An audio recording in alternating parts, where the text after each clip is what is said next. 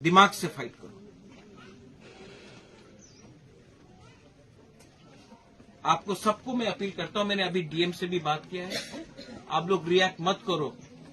हम लोगों का एजेंडा है, जिसने मारा उनको जेल जाना चाहिए, हमको जस्टिस चाहिए और जस्टिस मिलेगा।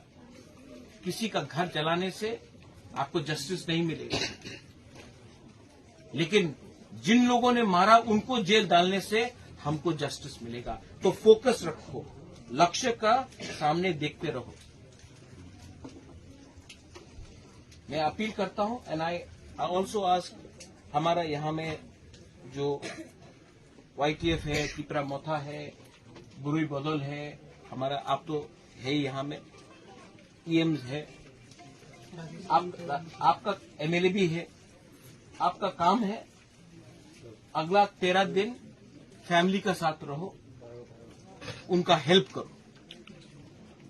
ये टाइम पॉलिटिक्स का नहीं है, ये टाइम दिखाने का है कि दफा मोस्ट इम्पोर्टेंट है। हमारा दफा, हमारा जाति मोस्ट इम्पोर्टेंट है। आप लोग अपना दफा के साथ रहो, हेल्प करो, और कोई भी हेल्प चाहिए ADC से, मेरे तरफ से, नकुल जय, यू आर देयर ऑल्सो। अपना दफा को स्ट्रांग करो, अपना ब्रूज जाति को स्ट्रांग करो, तिपरासा जाति को स्ट्रांग करो।